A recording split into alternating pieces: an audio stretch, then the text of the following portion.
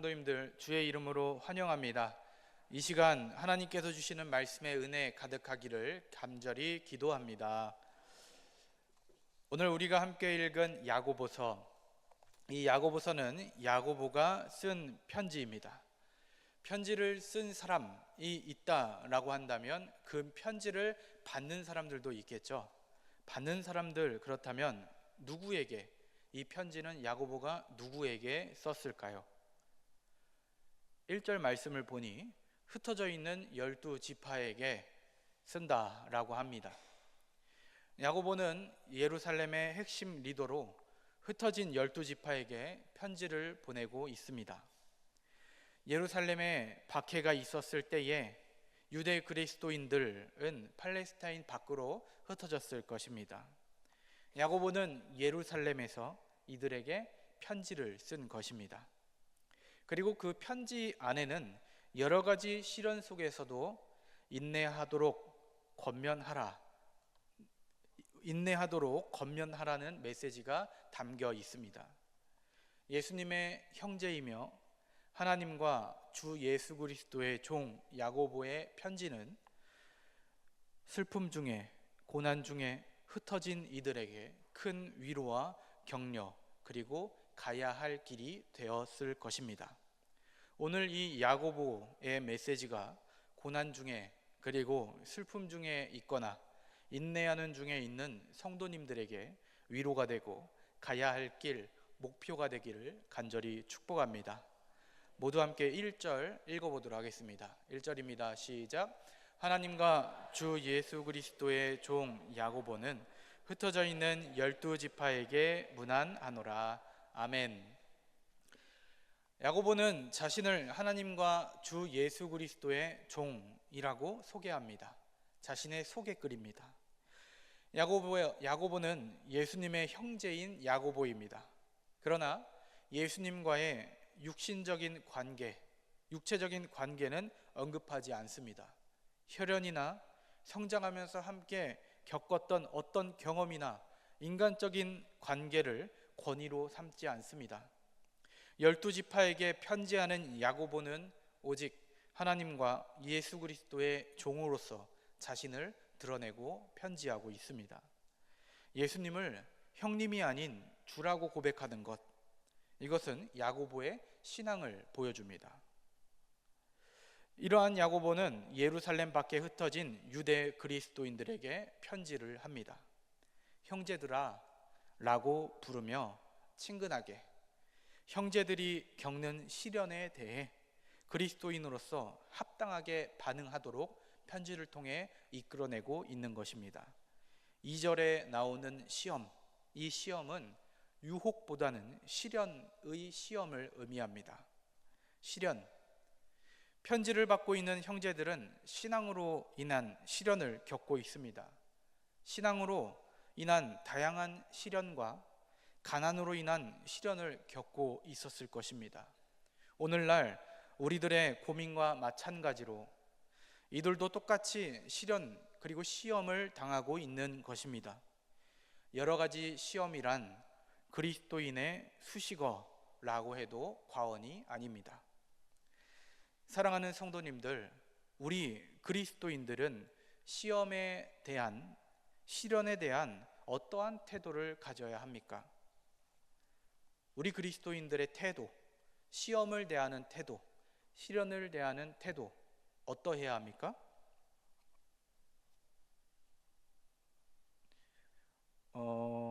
뭔가 모순적이게도 기쁘게입니다. 기쁘게. 시험의 때 그 순간 왜 나에게 내가 뭘 잘못했다고 라고 하는 한숨만 터져 나오지만 베드로가 권면한 것처럼 우리를 연단하려고 오시는 시험을 이상하게 여길 필요가 없습니다. 성도에게 시련이 올 수 있다는 것을 인정할 때에 낙심케 하는 마음에서 벗어나게 됩니다. 온전히 기쁘게 여기라 라고 이렇게 말합니다. 시련 앞에 기뻐한다. 모순되는 말입니다. 그러나 시련 앞에 기뻐함이라고 하는 것은 믿음의 표현이고 하나님의 뜻에 대한 신뢰의 증거 아니겠습니까? 우리 함께 3절 읽어보도록 하겠습니다. 시작. 이는 너희 믿음에 너희가 알미라. 아멘. 신앙의 길을 걸을 때에 우리에게 다가오는 시련엔 목적이 있습니다. 방금 읽은 3절, 이 3절이 믿음의 테스트 혹은 믿음의 재련을 이야기합니다. 믿음의 시련은 인내를 낳습니다. 어려움 속에서도 끝까지 견디는 신앙의 근육을 키웁니다. 4절에서 나타나는 것처럼 시련의 때에 발휘되는 인내는 성도를 성숙으로 인도할 것입니다. 우리를 성숙한 신앙인으로 인도해내는 것입니다. 성도는 시련을 당할 때에, 그리스도인들은 시련을 당할 때 그리스도를 닮은 온전한 그리스도인으로 성장하게 될 것을 바라보며 인내해야 한다라고 야고보가 가르치고 있는 것입니다. 사랑하는 성도님들께 충만한 인내가 함께하기를 간절히 소망합니다. 그런데 이런 시련은 때로 우리를 삼킵니다. 잔잔한 바다에 거침없이 몰려오는 파도처럼 우리를 당황케 만들고 시험은 우리를 두렵게 만듭니다. 나 자신 한없이 약하게 느껴지고 대처할 방도가 없어 보일 때 해결의 실마리는 바로 하나님을 바라보는 것입니다. 5절 말씀 함께 읽어보겠습니다. 시작. 너희 중에 누구든지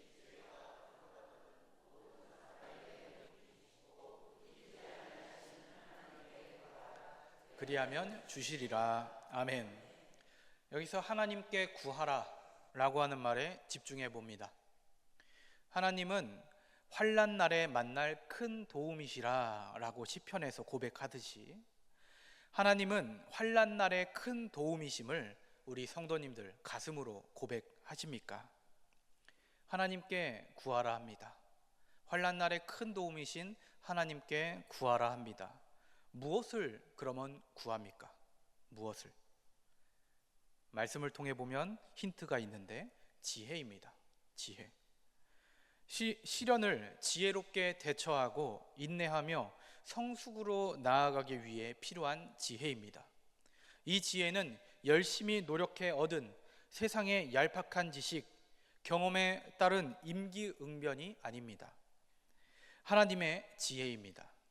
놀라운 것은 이 지혜란 하나님께 구하면 하나님께서 주시겠다라고 약속한 지혜라고 하는 것입니다.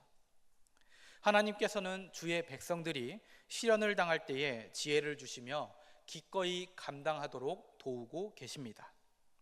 이러한 하나님께 지혜 구하기를 주저없이 하도록 깨우치고 있는 것입니다. 하나님은 구하는 모든 자에게 후히 주시고 꾸짖지 아니하시는 하나님이시기에 우리는 주저함 없이 하나님께 구해야 할 줄로 믿습니다. 우리 모든 성도님들 하나님께 도움을 요청하시길 바랍니다. 우리가 외치는 그 도움의 외침에 하나님께서는 왜 그것도 몰라?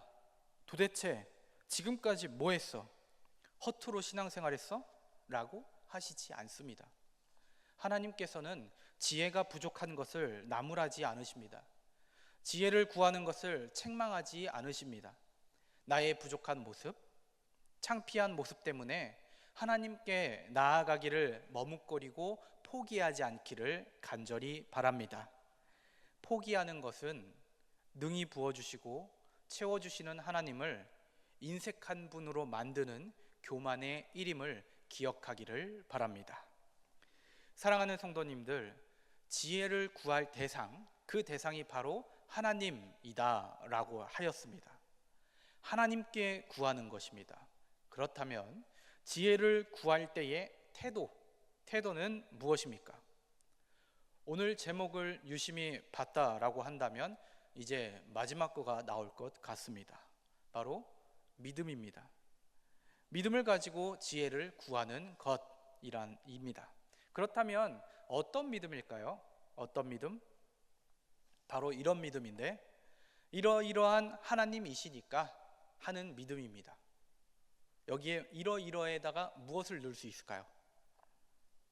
여러분들의 하나님을 고백하면 됩니다. 약속을 지키시는 하나님이시니까, 나에게 지혜를 주시는 하나님이시니까, 나를 도우시는 하나님이시니까 라고 고백하면 됩니다. 지혜가 부족하거든 하나님께 구하라 그리하면 주시리라 라고 하는 약속을, 그 약속의 말씀을 믿고 구하는 것입니다. 또 하나님은 구하는 그의 자녀에게 후히 주시고 꾸짖지 아니하시는 좋은 하나님이심을 믿고 구하는 것입니다. 하나님께서 무엇이든지 믿고 구하는 것은, 예수님께서 무엇이든지 믿고 구하는 것은 다 받으리라 라고 말씀하셨습니다. 하나님께서는 믿음으로 구하는 자에게 응답하실 줄 믿습니다. 믿음으로 구하는 강진읍교회 모든 성도님들 되시길, 그래서 응답받는 여러분들 되시길 간절히 소망합니다. 6절 함께 읽겠습니다. 시작. 오직 믿음으로 구하고 조금도 의심하지 말라. 의심하는 자는 마치 바람에 밀려오는 요동하는 바다 물결 같으니. 아멘. 믿음으로 구한다라고 하는 것, 의심 없이 구한다라는 것입니다. 의심 없이 구한다. 하나님의 말씀과 하나님의 선하심에 대해 의심하며 구하는 자, 이런 사람은 바람에 밀려 요동하는 바다 물결 같다라고 합니다. 의심하는 자는 일관되게 그리고 지속적으로 하나님께 구할 수가 없습니다. 바람에 따라, 환경에 따라 물결처럼 왔다 갔다 하게 되는 것입니다. 믿음이 없으니 하나님을 의지하며 하나님께 구했다가도 외부의 영향에 쉽게 흔들려 포기하게 됩니다. 그리고 나를 도울 수 있는 다른 것들을 바라보고 찾아갑니다. 의지합니다. 두 마음을 품는 성도는 하나님을 지속적으로 신뢰하지 못합니다. 그래서 하나님께 구하지 못하며 혹 하나님께서 주셨다라고 하더라도 내가 구한 것을 하나님께서 주셨는지도 모른다라는 것입니다. 하나님께서는 이리저리 흔들리는 믿음이 아니라 기필코 응답해 주실 것이다 라고 하는 한결같은 믿음을 기다리고 계십니다. 믿음으로 구할 때에 우리의 기도에 응답하시고 그렇게 구하는 자를 하나님께서는 바라시고 좋아하십니다. 하나님께서 응답해 주시고 하나님께서 좋아하시는 성도님들 되시기를 간절히 소망합니다. 이 세상에서 사람으로 살아간다는 것, 그리고 더 나아가 그리스도인으로 살아간다는 것, 고난의 길을 걷겠다라고 하는 것입니다. 사람의 삶 자체로도 여러 가지의 일들, 고난이 있는데 그리스도인으로 세상을 산다는 것은 세상 사람들이 당하지 않아도 되는 고난까지 내가 감수하며 살아가겠다라고 하는 의미입니다. 주의 도를 걷는 이들, 하나님의 말씀을 따라가는 이들, 예수 그리스도의 발자취를 따라가는 이들, 바로 우리입니다. 그래서 우리는 이 세상이 만들어준 길을 걷지 않기 때문에 고난과 어려움, 시련이 우리에게 있어서는 당연한 것이 되는 겁니다. 세상에서 사람들과 공동체를 이루며 살아가기에 그리스도인으로서 당연히 있어야 할 시련입니다. 우리는 오히려 우리 삶에 시련 없음에 걱정해야 하는 것입니다. 내 형제들아, 너희가 여러 가지 시험을 당하거든 온전히 기쁘게 여기라. 아멘.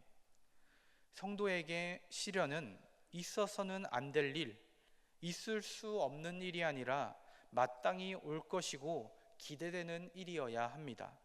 따라서 시련은, 고난은 놀라움이나 절망으로 반응할 것이 아닙니다. 그 시련을 통해 나를 향해 하나님께서 목적하신 일이 이루어지기를 기도해야 합니다. 나에게 의도하신 하나님의 목적이 이루어지길 간절히 바라야 합니다. 이 일을 생각하면 시련, 시험, 고난을 기쁨 중에 인내할 수 있게 되는 것입니다. 5절 말씀 함께 읽겠습니다. 시작. 너희 중에 누구든지 지혜가 부족하거든 모든 사람에게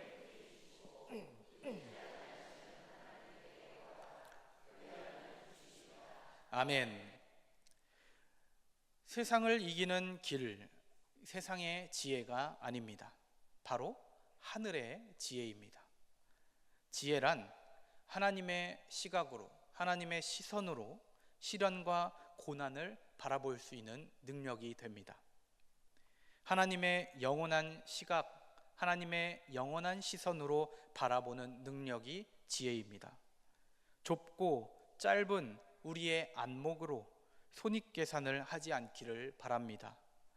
수지타산을 따지며 두 마음을 품어 시험의 신비를 놓치지 않기를 간절히 바랍니다. 오직 기도로 하나님의 지혜를 구하기를 간절히 소망합니다. 지혜를 구하는 길, 응답하시는 하나님을 믿고 지혜를 구하는 길이 바로 승리의 길입니다. 승리의 길 걸어가시는 모든 성도님들 되기를 축복합니다. 사랑하는 성도님들, 우리의 삶의 걸음걸음에서 다가오는 시험, 시련, 너무나도 모질고 힘들고 괴롭습니다. 예측할 수 없는 시련이었기에, 시험이기에 더욱더 감당해내기가 어렵습니다. 교회 다니면, 예수님 잘 믿으면 잔잔한 바다와 같은 삶이 펼쳐질 줄 알았습니다. 그래서 어지럽고 후회스럽기도 합니다. 바른 길을 걸어간다는 것, 주님께서 걸어가신 길, 보여주신 길, 앞선 선배들이 따라갔던 길, 그 길을 걸어갈수록 손해보는 것 같습니다. 세상의 완력은 어찌나 강하고 냉정한지 두렵게 느껴집니다. 그냥 그 길에서 벗어나야 할까? 굳이 그 길을 따라 바르게 걷지 않아도 되지 않을까? 라고 하며 모른 척 할까 해봅니다.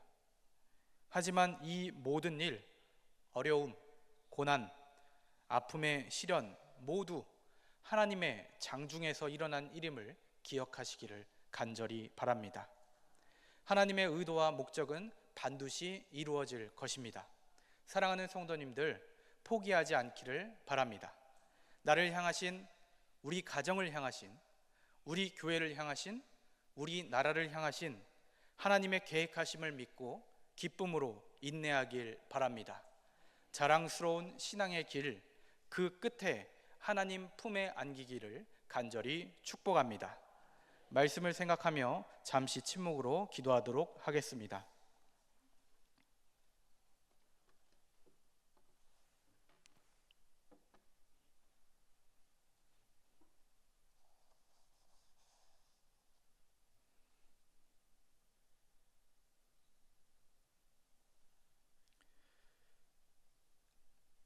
하나님, 우리 함께 말씀 나누게 하심을 감사드립니다. 주님의 말씀 따라 살아갈 수 있는 우리 되도록, 힘들지만 어렵지만 그래도 하나님께서 알려주시고 예수님께서 걸어가신 그 길 따라가겠노라 다짐하오니 우리가 그렇게 될 수 있도록 인도하여 주옵소서. 예수님의 이름으로 기도합니다. 아멘.